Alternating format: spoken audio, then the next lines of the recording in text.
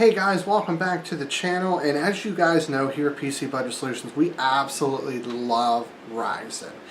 However, I've always believed that on ultra budgets, there's always been one CPU that matters. Now, a lot of that's going to depend on what you want to do.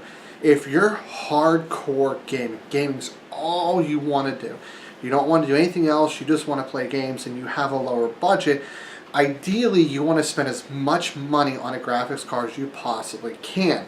So in that regard, I believe there's only one CPU out there that matters.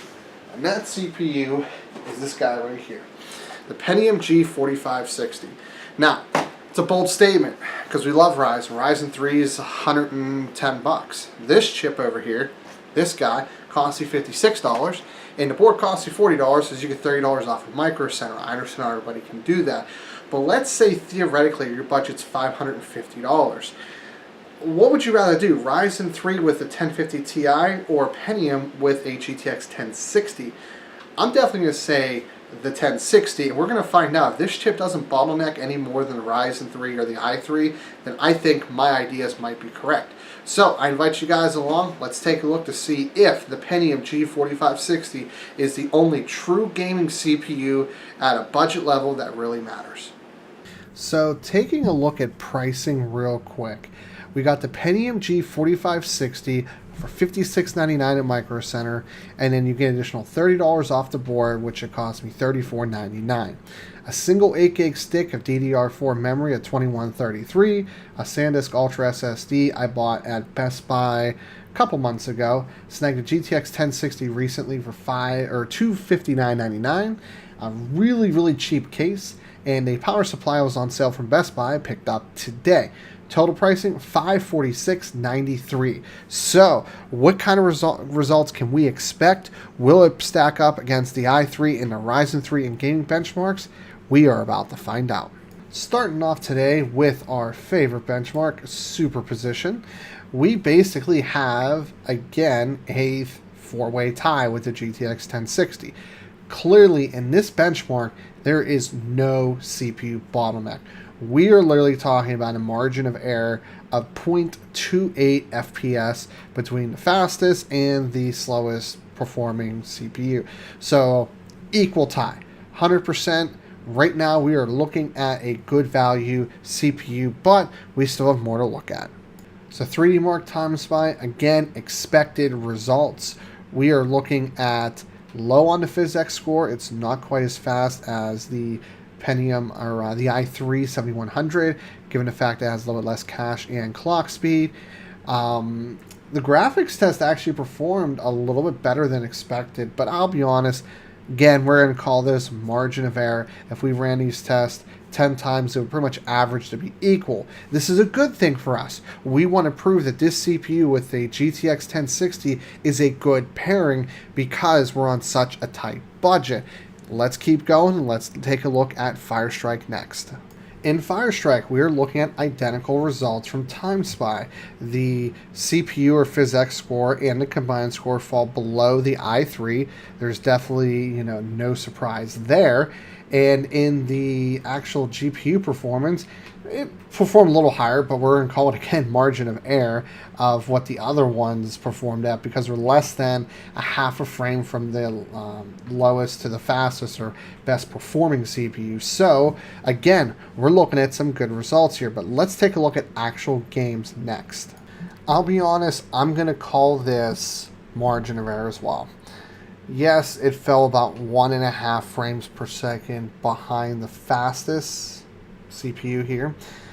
But, I mean, at over 100 FPS, 1.5%, what is that, 1.4%? If we ran these tests 100 times, I really don't think that they would really be far off. They'd pretty much be in a dead heat. So this is exactly what we've been looking for. We wanted to see if this CPU was able to keep up with the 120, 110, 130, etc. CPUs. And so far, the answer is yes, it can. But there is one last game left, Ghost Recon Wildlands. And we know from the previous video with Ryzen 3 overclocking, CPU speed does matter, and we're about to find out if this CPU will be able to hold up or not. And the last game, while a little bit disappointing because I really wanted to see it pull around 70 FPS, it does fall behind by a decent margin. A couple things to consider though. So we're behind the i3 by approximately 9 FPS, which is about 15%, 12 to 15, okay? But above 60 FPS average at 1080p high settings for a game that's pretty graphically demanding. I don't think anybody spending $550 would be upset with high settings, 61 FPS average with a $56, $57 CPU. I think that's still a win. A little disappointing, but it's still a win in my book. But what the heck? Let's just run Cinebench for the heck of it, since I have those results here too. Now, if anybody was expecting good results here, you probably either haven't followed the CPUs or haven't followed my channel. 400 megahertz, less cache, does make a difference. Heck, going from 3.4 boost to 3.9 all turbo or all base or whatever results in 127 points for Ryzen. So 400 megahertz decrease resulting in a $40 or 40 point decrease honestly isn't all that surprising.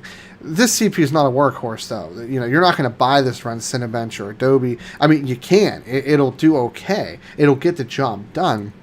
But you bought this because you had $550 to spend on a gaming rig and you wanted the most performance today for your dollar. And guess what? That's what we did, and I think we answered the question. So let's wrap this up. Well, guys, as I predicted, the G4560, this guy right here, definitely held its own. Yes, and Ghost Recon's Wildlands, it did average around 60, a little over 60 FPS, 1080p high settings. But guess what? That is fine. That's what you guys would want to, buy for $550. I don't think you can complain. So, if you just want a game, you have $550, you want a GTX 1060 in that budget, and then just cut anywhere you can. As you see, some of the parts I used probably weren't the most highest quality. Santa's decent SSD, but the W series EVGA power supplies are like tier 3. But they're not horrible. They're just not ideal like a Seasonic or a G series power supply. The board was decent. The case was okay, but hey, you just want a game, and guess what? We got the job done. So, the G4560 is the only budget-oriented, gaming-only oriented CPU available on the market. Hopefully you guys agree with me on this. If you don't, dislike it. That'll let me know you guys don't agree with me on a budget of $550. This is the CPU to buy. In the link in the description below, you'll see where you can buy everything. You can like us and follow us on Facebook, and we can have a conversation about what you guys think about it. But thank you guys for tuning in. This is Steve from PC Budget Solutions, and I'll see you guys later on down the road. Don't forget to subscribe.